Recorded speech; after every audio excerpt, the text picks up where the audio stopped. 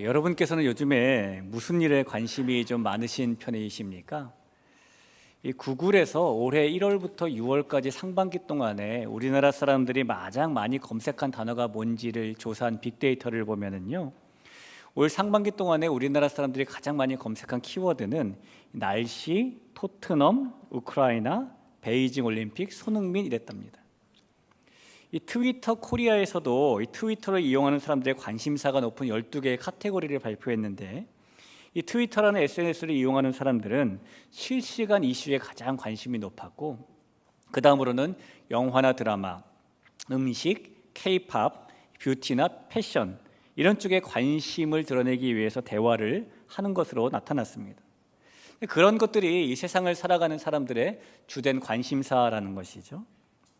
이 모든 사람들은 어떠한 일에 관심을 다 쏟고 살아갑니다. 그리고 때로는 그런 관심이 세계의 역사를 바꾸는 경우도 있어요. 예를 하나 들어보면, 여러분 커피 좋아하십니까? 이 커피는 전 세계에서 하루에 22억 5천만 잔 이상이 팔리는 음료입니다. 전 세계 어림잡아 성인들의 절반 정도가 매일 한 잔씩 커피를 마시는 것이죠. 또 우리 교회에서도 2층 카페에서 커피를 판매하고 있는데, 이 커피는 세계에서 가장 많이 소비되는 음료 중에 하나인 겁니다. 그런데 그렇게 요즘 많은 사람들이 찾는 커피가 과거에는 사악한 악마의 음료라고 불릴 때가 있었다는 것을 아시는지요?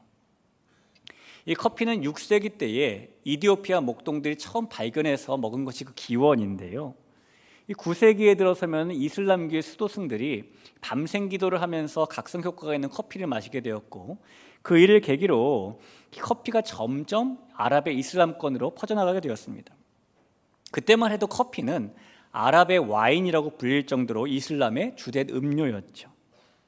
그러다 14세기가 되면서 밀무역하던 상인들을 통해서 이 커피가 이 아랍에서 유럽의 기독교인 예술가들에게 전파되기 시작했는데, 이교도의 음료를 기독교인들이 이제 마시기 시작한 것입니다. 그 일 때문에 보수적인 기독교인들이 이슬람교가 마시는 커피를 마시면 악마가 영혼을 빼앗아간다라는 소문을 퍼뜨리기도 했고요, 이 커피를 악마의 검은 국물이라고 부르면서 먹는 것을 금지도 시켰습니다. 하지만 커피는 점점 유럽의 기독교 사회로 더 퍼져나갔죠. 결국에 17세기 초가 되었을 때에 이 상인들과 보수적인 기독교인들이 이 커피를 금지시키기 위해서, 이슬람교의 음료이기 때문에 당시의 교황이었던 클레멘스 8세에게 공식적으로 청원을 했어요. 커피 마시는 것을 금지합시다. 청원하는 교인들의 아우성이 빗발치자 교황이 본격적으로 그 일을 처리하기 위해서요, 조사하기 위해서 직접 커피를 맛보게 되었습니다. 근데 교황 클레멘스 8세가 미식가였던 것이죠. 커피 맛에 매료가 되는 것입니다. 그리고 커피에다가 관심을 보이기 시작합니다.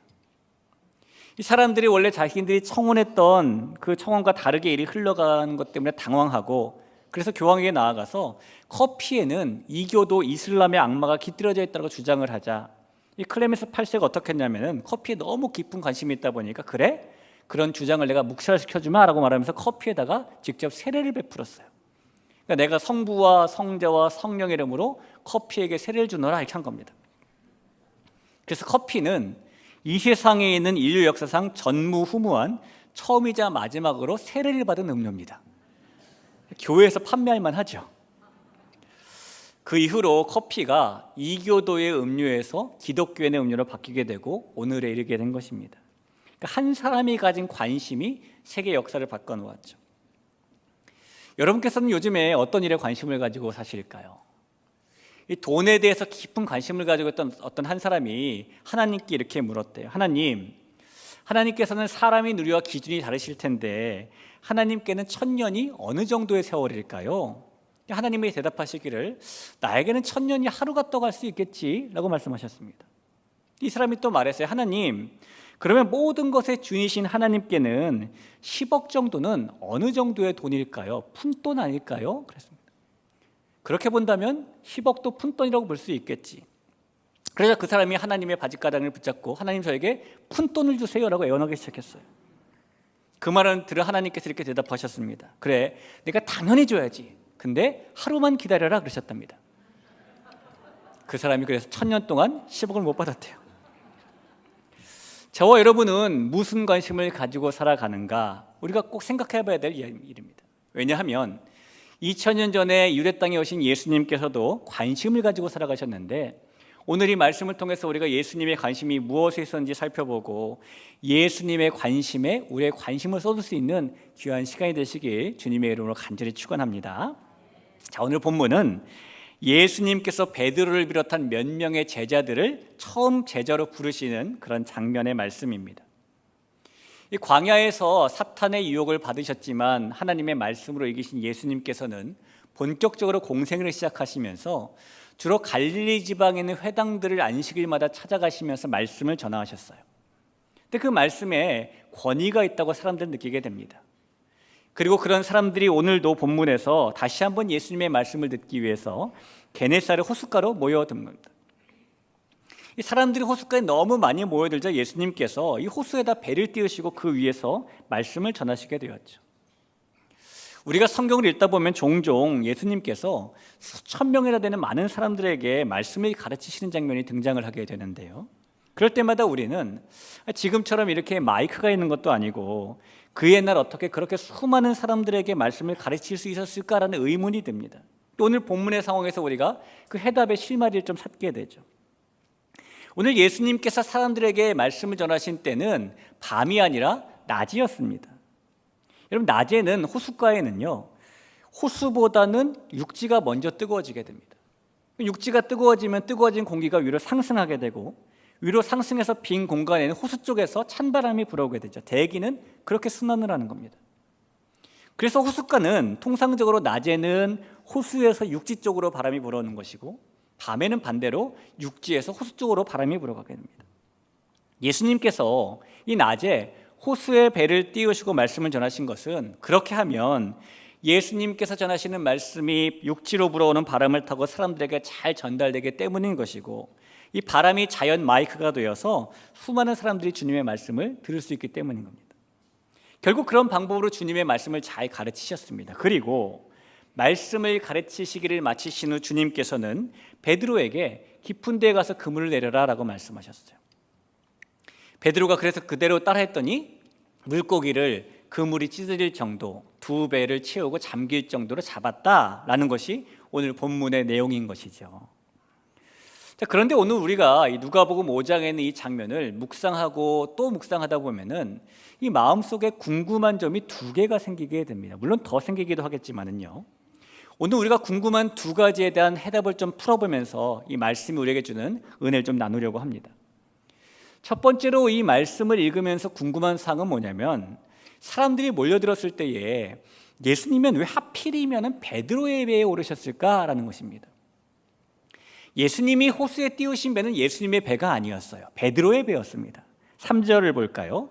예수께서 한 배에 오르시니 그 배는 시몬의 배라 육지에서 조금 떼기를 청하시고 앉으사 배에서 무리를 가르치시더니 라고 말씀하죠. 왜 예수님은 이 유독 호숫가에 배를 띄울 때에 이 베드로의 배에 오르셨냐라는 겁니다.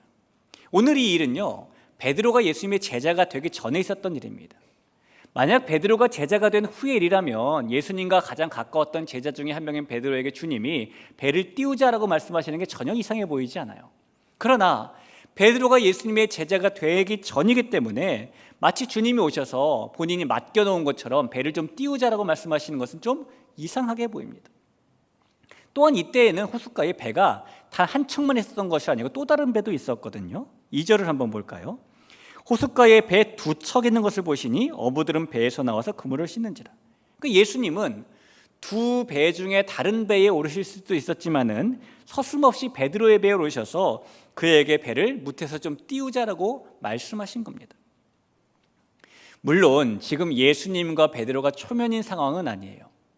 오늘 본문의 바로 앞장인 누가복음 4장에 보면 예수님은 베드로의 집에 찾아가셔서 그의 중한 10병이 든 장모를 고쳐주신 적이 있었습니다. 누가복음 4장과 4장의 38, 39절을 볼까요? 예수께서 일어나 회당에서 나가서 시몬의 집에 들어가시니 시몬의 장모가 중한 10병을 앓고 있는지라 사람들이 그를 위하여 예수께 구하니 예수께서 가까이 서서 10병을 꾸짖으신데 병이 떠나고 여자가 곧 일어나 그들에게 수종드니라. 자, 이렇게 베드로의 장모를 고쳐주신 일이 있었지만 아무리 그래서 일면식이 있다라고 해도 베드로의 입장에서 보면은 갑자기 사람들을 우르르 몰고 오신 예수님께서 자기 배에 올라오시더니 배를 좀 띄우라 하셨을 때 적잖이 당황할 수밖에 없었을 겁니다. 왜냐하면 지금 베드로의 컨디션은요, 밤샘 조업을 하고 물고기를 한 마리도 못 잡은 그런 상태예요. 그러니까 피곤한 몸을 이끌고 와서 그물을 씻고 있는 상태였기 때문입니다. 지금도 우리나라의 항구에 가면은 많은 이 배를 타시는 분들이 캄캄할 때 배를 타고 바다에 나가셨다가 해 뜰녘쯤에 아침에 돌아오시게 되지요. 근데 우리가 만약 아침에 한국가에 나와 있다가 배가 한 척 들어오는 것을 보고 배가 들어오면 그 배에 올라가서 배를 좀 띄웁시다 라고 말하면 그럼 배 주인이 우리를 어떻게 쳐다볼까요? 당황하지 않을까요?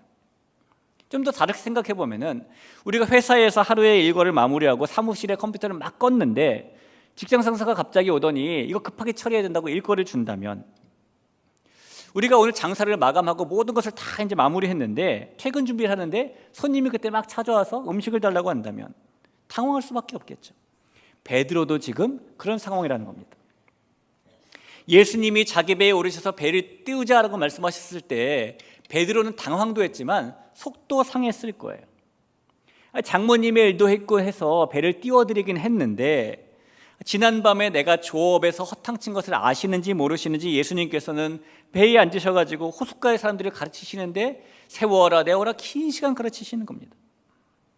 여러분, 우리가 한번 상상을 해보면은요, 만선의 꿈을 안고 조업을 나갔다가 한 마리도 못 잡고 돌아온 베드로, 그래서 몸도 피곤하고 마음도 편치 않은 그 베드로, 이 배를 띄워달라고 해서 띄워주었더니 예수님의 말씀이 왜 이렇게 많으신지 끝낼 기미가 안 보이는 거예요. 세상 말로 이날은 베드로에게 재수가 없는 날이 된 것이죠. 예수님의 말씀이 길어질수록 은혜만 받았을까? 아니에요. 베드로는 기분이 나쁜 순간도 있었을 것이고 마음도 상했을 것입니다. 베드로는 그런 상태에 있는 상황에서 예수님께서 배를 띄우라라는 말씀을 듣게 된 것입니다. 근데 예수님은 왜 굳이 그런 상태인 베드로에게 배를 띄우자라고 말씀하신 것일까요? 여러분, 예수님께서 다른 배도 있었지만 그런 베드로의 상태를 모르고 계신 것이 아니라 예수님도 전지하신 분이니까 아심에도 불구하고, 그럼에도 불구하고 베드로의 배에 오르신 이유는 예수님께서 베드로에게 관심이 있으셨기 때문인 겁니다. 오늘 말씀에 그 증거가 나와요. 사람들을 가르치시기를 마치시고 예수님께서는 베드로에게 이렇게 말씀하셨어요. 4절을 볼까요? 말씀을 마치시고 시몬에게 이르시되 깊은 데로 가서 그물을 내려 고기를 잡으라. 지금 이 배에 보는 베드로만 타고 있는 건 아니지 않습니까? 어부들이 그물을 싣고 있었으니까요. 그런데 예수님께서 이 말씀은 시몬 베드로에게 하셨다는 겁니다. 그리고 베드로가 그 말씀대로 했더니 우리가 잘 아는 바대로 물고기를 많이 잡게 된 것이죠. 6절과 7절을 보시죠. 그렇게 하니 고기를 잡은 것이 심이 많아 그물이 찢어지는지라 이에 다른 배에 있는 동무들에게 손짓하여 와서 도와달라 하니 그들이 와서 두 배의 체험에 잠기게 되었더라. 베드로는 지금 물속에 사는 물고기들까지 주관하시는 예수님의 놀랍도록 크신 기적의 능력을 경험한 것입니다.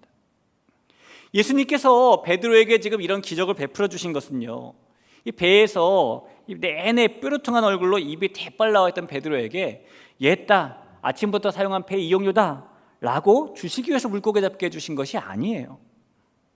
예수님이 베드로에게 이런 기적을 경험하게 하신 것은 밤새 조업에 실패하고 낭망한 베드로에게 관심이 있으셨기 때문이라는 사실을 여러분 기억하시기 바랍니다. 사랑하는 귀한 성도 여러분, 예수님께서는 베드로에게 관심을 가지고 계셨던 것처럼 저와 여러분에게도 관심을 가지고 계시는 분이십니다.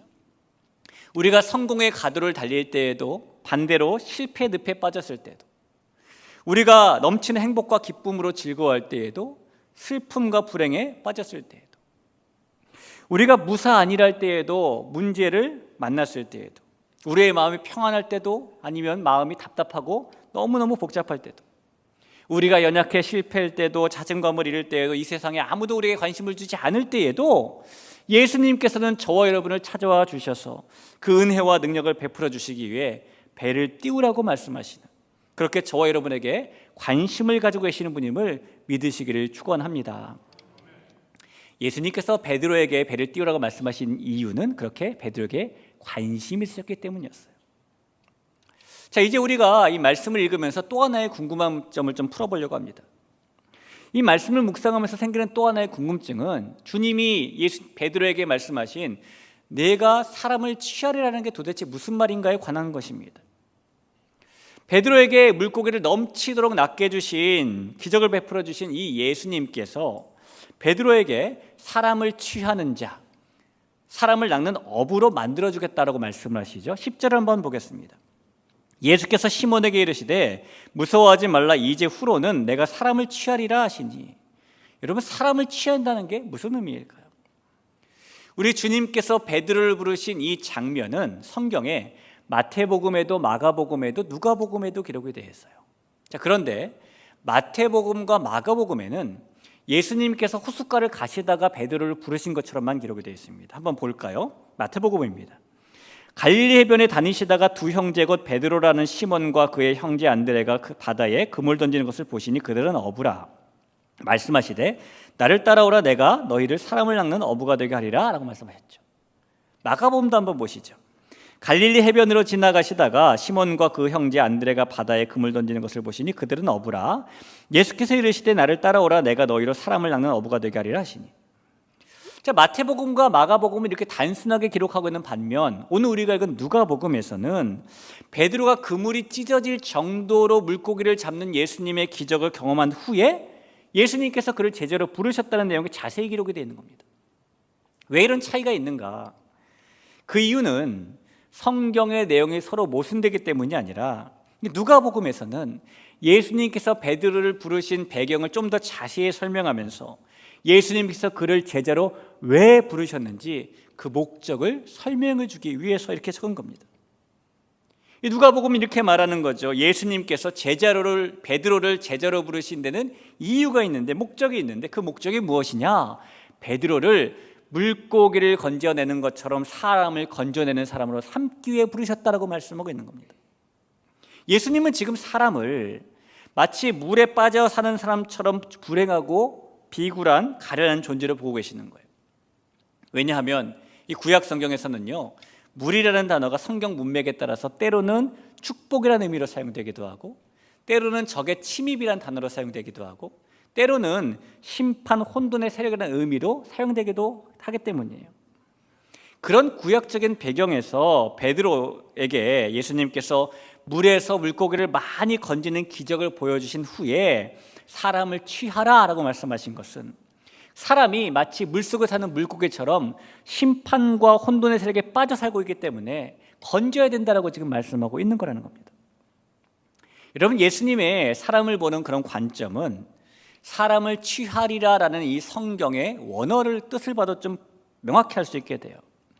내가 사람을 취하리라라는 말에서 취한다는 말은 이 성경 원어로 조그레오라고 합니다. 근데 이 조그레오라는 단어가 신약 성경에 딱 2번 쓰였거든요. 한 번은 오늘 본문에 쓰였고 한 번은 디모데후서 2장에 쓰였어요. 디모데후서는 어떻게 쓰였는지 한번 볼까요? 2장 26절에 보니까 그들로 깨어 마귀의 올무에서 벗어나 하나님께 사로잡힌 바 되어 그 뜻을 따르게 하실까 함이라라고 말합니다. 이 말씀에서 사로잡혔다라는 저 단어가 조금 전에 우리가 살펴본 사람을 취하다의 취하다와 동일한 조그레오라는 단어입니다. 자, 그래서 사람을 취하는 게 뭔지 디모데후서의 말씀을 빌려서 설명을 해본다면 예수님께서 말씀하신 사람을 취한다는 말씀의 뜻은 사람들을 마귀의 올무에서 벗어나서 하나님께 사로잡히도록 해주는 것을 의미하는 겁니다. 왜냐하면 사람들이 심판과 혼돈의 세력에 빠져 살면은 그 속에서는 그 무엇으로도 행복할 수 없기 때문이에요. 사람들은 자기들이 심판을 향해 가는지도 모르고 살아가고 있고요. 지금 자기의 삶이 복된 줄로 착각하고 만족하고 살기도 합니다. 여전히 사람들은 하나님이 계시지 않은 것처럼 살아가기도 하고 하나님과 원수가 되어서 그렇게 인생을 허비하기도 하죠. 그래서 그런 사람들은 베드로가 물고기들을 물에서 건진 것처럼 심판과 혼돈에서 건진받아야 하는데 예수님께서는 사람을 그 심판에서 건지시는 일을, 사람을 낚는 어부의 일을 베드로에게 하라고 지금 말씀하고 계시는 겁니다. 이런 것을 보면은 우리 주님께서는 베드로에게도 관심이 있으셨지만 베드로가 해야 될 일에도 관심이 있으셨던 거예요. 그리고 이 베드로는 다른 제자들과 함께 주님이 말씀하신 그 목적을 이루기 위해서 예수님을 따라 나섭니다. 11절을 볼까요? 그들이 배들을 육지에 대고 모든 것을 버려두고 예수를 따르니라라고 말하죠. 평생 물고기만 건지는 일을 했던 베드로가 사람을 건지는 일을 한다는 것은 꿈만 같은 일이었을지도 모릅니다. 그러나 예수님의 이 관심 속에서 부르심을 받은 베드로가 3년 뒤에 결국 주님이 주신 소명을 감당하는 사람이 되죠. 우리가 그 증거를 사도행전에서 보지 않겠습니까? 여러분, 예수님께서는 저와 여러분 한 사람 한 사람에게도 관심을 가지고 계시지만 우리가 해야 될 일에도 관심을 가지고 계십니다. 우리 주님이 저와 여러분을 왜 성도로, 왜 제자로 부르신 것일까요? 예수님께서 성도를, 제자를 부르신 이유는 주님과 함께 복음 전파의 사명을 효과적으로 감당하도록 함께할 제자들, 함께할 성도들이 필요했기 때문이에요. 따라서 예수님께 부르받은 성도, 예수님께 부르받은 제자들의 역할은 사람을 취하는 일입니다. 사람을 낚는 어부일입니다. 복음 전파를 하는 일입니다. 그리고 예수님께서는 우리가 해야 될 그 일에 큰 관심을 가지고 계시다는 겁니다. 사랑하는 성도 여러분, 우리 예수님께서 베드로를 부르신 것처럼 저와 여러분도 부르셨는데, 저와 여러분을 믿음의 길로 부르신 이유는 우리가 해야 될 그 일에 관심을 가지고 계시다는 것을 꼭 기억하셨으면 좋겠습니다. 여러분, 불러보셨던 동요 가운데에 깊은 산속 옹달샘 누가 와서 먹나요? 라는 동요가 있죠. 다 한 번쯤 불러보셨죠? 이 동요에는 토끼가 한 마리 등장을 해요. 근데 동요의 가사를 가만히 보면은 토끼 행동이 매우 이상합니다. 왜냐하면 토끼는 분명히 세수하려고 옹달샘을 찾아갔어요. 근데 세수는 했습니까? 못했습니까? 못하고 뭐만 하고 왔죠? 물만 먹고 왔어요. 새벽에 토끼가 눈 비비고 일어나 세수하러 왔다가 물만 먹고 가지요. 그렇다면 여러분, 이 토끼는 왜 물만 먹고 갔을까요? 자, 이를 두고 두 가지 추측이 있어요. 첫 번째 추측은 세수하기에는 이 토끼의 앞발이 너무 짧았다는 겁니다. 그래서 마음은 먹고 갔지만 이 앞발이 얼굴까지 안 올라가가지고 몸이 안 따라줘서 못했다라는 설이 있고요. 그럴듯하죠. 두 번째 추측은 이 토끼가 건망증이 있어가지고 옹달샘에 간 이유를 깜빡 잊었다라는 겁니다. 이 토끼는 과연 왜 세수는 안 하고 물만 먹고 왔을까? 우리가 궁금하긴 하지만 정답은 몰라요. 하지만 우리가 분명하게 알 수 있는 것 한 가지는 있는데, 이 토끼는 옹달샘에 찾아갔던 자신의 목적을 이루지 못했다는 겁니다. 우리가 이 바쁜 세상을 휩쓸려가지고 정신없이 살아가다 보면은 우리도 이 동요에 등장하는 토끼처럼 우리가 제자로 부름받은 목적을 상실하고 살 때가 많이 있지요. 그러나 우리 대길교회 사랑하는 성도 여러분, 예수님께서 저와 여러분을 성도로, 제자로 부르신 목적은 우리가 사람을 건지시기 원하시는 예수님의 관심과 동일한 관심을 가지고 살기를 바라시기 때문이라는 것을 믿으시기를 바랍니다. 베드로를 통해 그 일을 하셨던 예수님께서는 지금 저와 여러분을 통해서도 사람을 마귀의 올무에서 건지는 일에 큰 관심을 가지고 계시다는 것을 믿으시길 다시 한번 축원합니다. 이 많은 현대인들은 어차피 인생은 마이웨이다라고 생각을 하면서 다른 사람에게 별다른 관심 없이 사는 경향이 큰 편입니다. 상대방에게 예의는 갖추지만은 일정선 이상 관여하지 않으려고 하고요. 웬만하면 공적인 만남은 가지지만 사적으로 만남을 안 가지려고 하고, 타인에 대한 이야기는 듣긴 듣되 한쪽 귀로 흘려버리기도 하죠. 그래서 많은 사람들은 넓은 바다에 뿔뿔이 흩어져 있는 섬들처럼 서로에게 무관심한 타인으로 살아가기도 합니다. 특히 우리나라는 경제 발전과 변화를 급속하게 경험했기 때문에 개인주의라는 게 많이 팽배해졌죠. 남의 일에 참견했다가 괜히 봉변당한다라는 생각에 가족의 일이 아니면은 누가 무슨 일을 당해도 관심 없이 지나치는 것이 일상이고요. 내 일은 하나를 100으로 이렇게 크게 생각하지만 남의 일은 100을 하나로 생각할 정도로 여기며 살아갈 때도 있죠. 이 같은 동네나 같은 아파트에 살면서 많은 사람들과 자주 만나게 되지만 그렇게 만나 대면을 하면서도 얼굴밖에 모르는 경우가 허다합니다. 다른 사람의 취미나 성격이나 가치관이나 그런 데는 별 관심이 없고, 관심을 가져봐야 남의 일에 신경 쓰지 말라는 핀잔이나 받는 것이 우리가 살아가는 시대의 현실이기도 합니다. 하지만 그런 시대를 우리가 살아가고 있지만 예수님께서 그렇게 하셨기 때문에 이 세상 사람들에게 우리가 관심을 가지고 살아야 하는 것이고 그 사람들을 건지는 일에 관심을 가지고 살아야 하는 것입니다. 예수님의 관심은 저와 여러분에게만 있는 것이 아니라 그 사람들에게도 있기 때문이고 예수님의 관심은 그 사람들을 건져야 되는 우리의 일에도 있기 때문이에요. 저희 교회는 하나님 안에서의 건강한 교회, 행복한 가정이 되기 위해서 작년부터 이 10월 시즌이 되면은 행복축제를 하고 있죠. 행복축제는 그동안 믿음 생활을 단 한 번도 해본 적이 없던 사람들, 또는 그동안 믿음 생활을 멈추고 있던 사람들에게 관심을 가지고 찾아가고 믿음의 길로 초대하는 축제입니다. 우리는 사소한 관심이 가지고 있는 힘이 얼마나 큰지 너무너무 잘 압니다. 누가 우리의 이름을 불러주었을 때에, 나의 어려움을 격려해 주었을 때에, 나의 이야기를 열심히 들어주었을 때에 그 누군가의 관심이 우리에게 큰 힘이 되었던 것을 다 경험해 봤기 때문입니다. 이 관심이라는 것은 사랑의 시작인 것이고 모든 것을 미소로 변화시키는 힘입니다. 관심이라는 것은 마음을 꽉 닫아 닫고 있는 사람의 마음의 문도 열릴 수 있게 해주는 힘인 겁니다.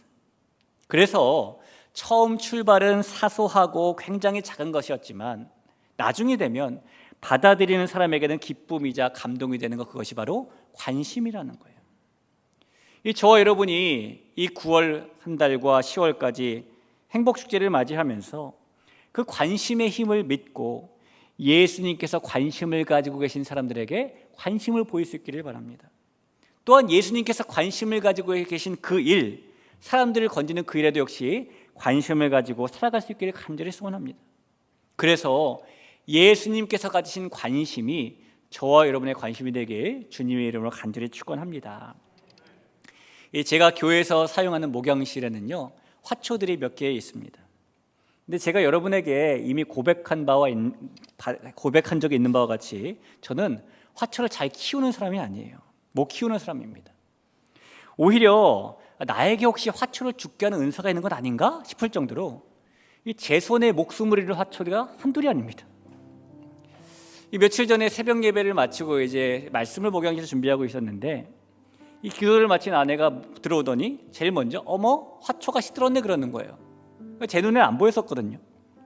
그 말을 듣고 제가 또다시 나의 은사가 작동한 것인가 라는 마음에 그동안 관심 주지 않았던 화초를 보게 되었더니요, 정말 힘이 쭉 빠져 있더라고요. 그래서 물도 한 컵 주고 창문 쪽으로 좀 옮겨 놓았습니다. 그러면서 제 마음에 무슨 마음이 들었냐면은, 이 화초 하나에도 관심 주지 못하고 잘 키우지 못하는 사람이 사람한테 잘할 수 있을까? 그런 자책이 좀 들었어요. 우리가 똑같은 화초를 보더라도 관심을 가지지 않으면 잘 자라고 있는지 시들었는지 구분하지 못합니다.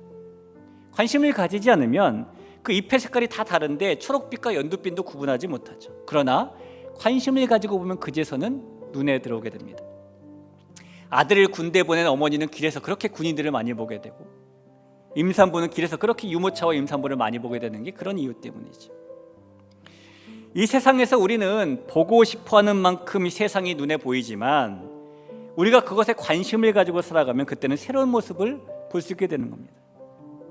사랑하는 귀한 성도 여러분, 관심은 사랑의 바로 전 단계예요. 지금 우리가 살아가는 이 시대는 마치 강도 만난 이웃에게 관심을 가지고 사랑으로 보살펴준 선한 사마리아처럼 예수님의 관심과 사랑이 절실하게 필요한 시대입니다. 이 시대에 저와 여러분이 예수님의 관심을 가지고 살아가며 예수님께서 보시는 것들을 보며 예수님께서 하기 원하시는 일들을 하는, 그래서 사람에게 관심을 가지고 사람을 취하는 이 행복축제를 맞이할 수 있는 우리 모두가 되길 간절히 축원합니다. 우리 그런 마음 가지고 우리 주님의 마음을 품게 달라 같이 한번 찬양하며 나아가죠. 아버지의 마음이 나의 마음이 되기 원합니다라고 찬양으로 함께 고백합니다. 아버지 당신의 마음이 나의 마음이 있기를 원해요. 아버지 당신의 눈물이 고인 곳에 나의 눈물이 고이길 원해요. 아버지 당신이 바라보는 영혼에게 나의 두 눈이 향하길 원해요. 아버지, 당신이 울고 있는 어두운 땅에 나의 두 발이 향하길 원해요. 나의 마음이 아버지의 마음 알아. 내 모든 뜻 아버지의 뜻이 될 수 있기를. 나의 온 몸이 아버지의 마음 알아. 내 모든 삶 당신의 삶 대 나의 마음이 아버지의 마음 알아. 내 모든 뜻 아버지의 뜻이 될 수 있기를. 나의 온 몸이 아버지의 마음 알아. 내 모든 삶. 한 번만 더 고백해 볼까요? 나의 마음이 아버지의 마음 알아. 내 모든 뜻 아버지의 뜻이 될 수 있기를. 나의 온 몸이 아버지의 마음 알아. 내 모든 삶 당신의 삶 되길. 우리 시간에 말씀을 기억하며 같이 한번 합심으로 기도하겠습니다. 우리 예수님께서는 베드로에게 관심을 가지고 계셨고 베드로가 해야 될 그 일에도 관심을 가지고 계셨습니다. 그 예수님께서는 저와 여러분에게도 관심을 가지고 계시고 우리가 해야 될 일에도 관심을 가지고 계십니다. 그 예수님께서는 우리뿐만 아니라 우리 주변에 있는 세상 사람들에게도 관심을 가지고 계시죠. 우리가 사람을 취하는 자가 되어서 사람을 낚는 어부가 되어서 살아가야 되는 이유가 거기에 있는 것입니다. 우리 한번 기도하면서 하나님, 예수님의 관심이 나의 관심이 되길 간절히 소원합니다. 하나님의 행복축제를 맞이해서 내 마음에 그 마음이 충만해지고 주님이 바라보시는 사람들을 바라보고 주님이 건지시기 원하시는 사람들을 건지는 귀한 삶이 되게 해달라고 같이 한번 합심해서 기도하겠습니다. 기도합니다.